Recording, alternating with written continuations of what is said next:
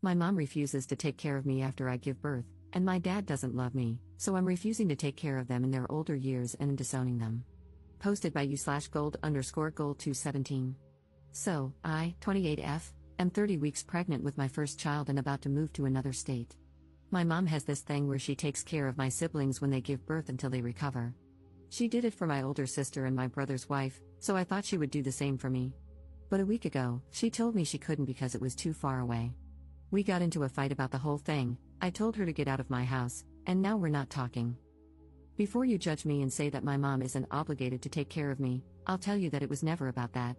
I'm the one child in the family that nobody really cares about. My parents always claim they love and treat us all equally, but man, is it obvious that they love me a little less than the others. I always thought maybe I was adopted and that's why they didn't care about me as much. Well, I was wrong because I am 100% theirs. It's always about how my other siblings are doing or how mom and dad are suffering, but it's never about me. It was never about me from the beginning. I am rarely celebrated, even when it's supposed to be my day. My birthdays? Rarely celebrated because mom and dad forgot, or they just threw everything in the house together and called it a birthday. High school graduation party? Nope, my parents had already wasted a lot of money on my big brother's college graduation party, so they couldn't do that, but they would make it up to me. Do you think that ever happened? I'll give you a minute or two. If you guess no, congrats, you guessed right. They share the wedding expenses for my siblings' weddings, but since my husband came from a good family, they didn't have to share wedding expenses, their words, not mine. I have always been the therapist who listens to my mom and dad's rough days or the one who has to help mom because my older siblings have too much schoolwork or because my younger siblings are too young to do that kind of work.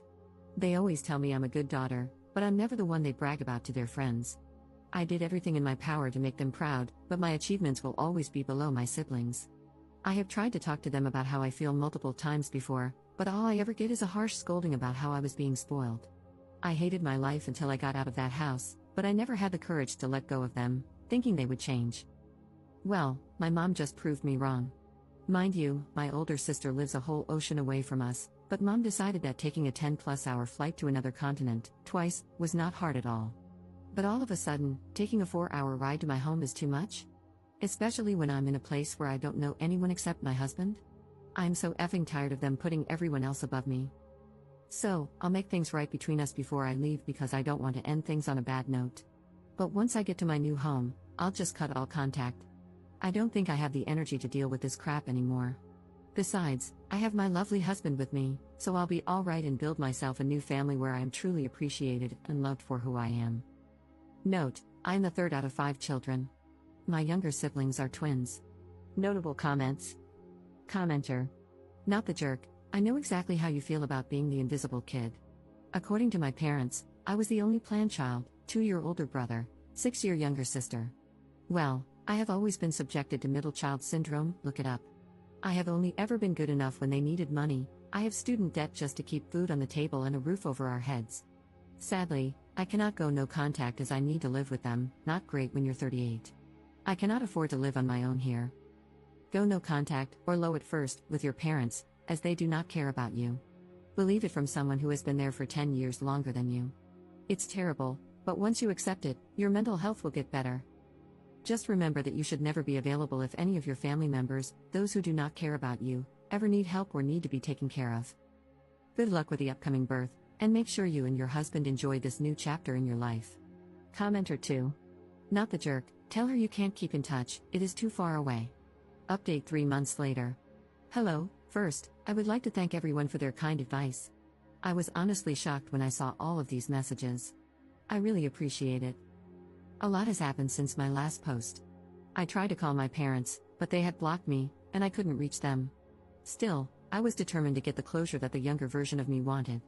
So, I called my older brother and asked if we could meet up and talk about the situation. He told me that he wouldn't meet up with me after what I had done to our mother and berated me, saying that I was an ungrateful person and that mom was under a lot of stress and pain because of me.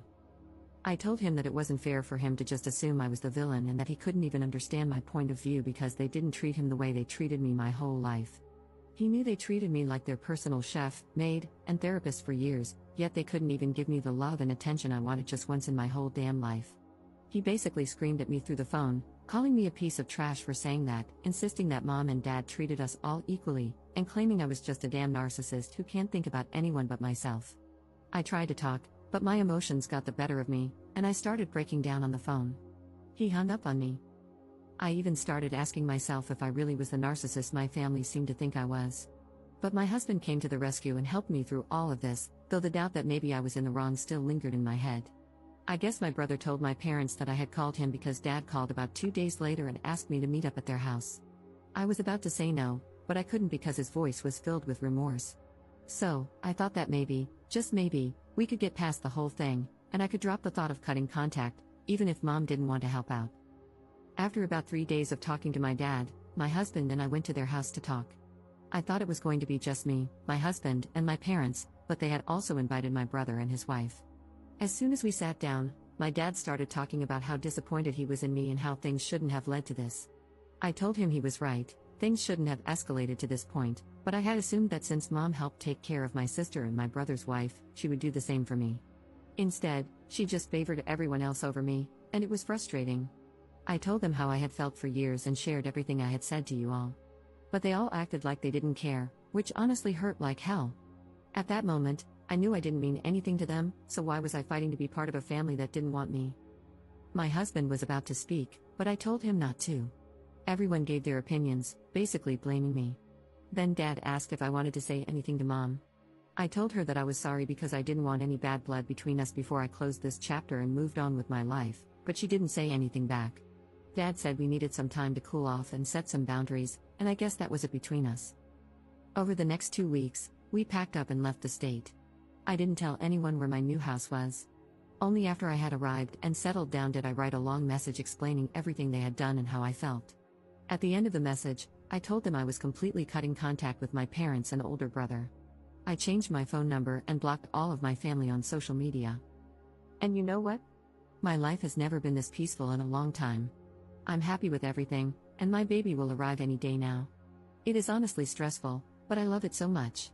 We even hired a helper around the house, because why not?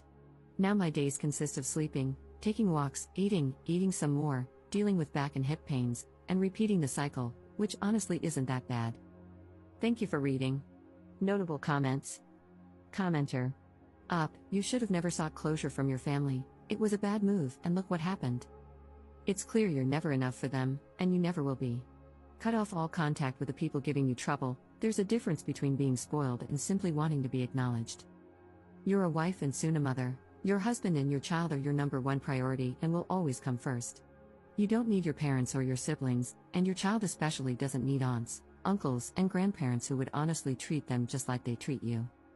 This is the start of a new chapter in your life. If they ever reach out to you, do not respond, as I'm positive they're only doing so for some ulterior motive, like resources. Don't give them a chance.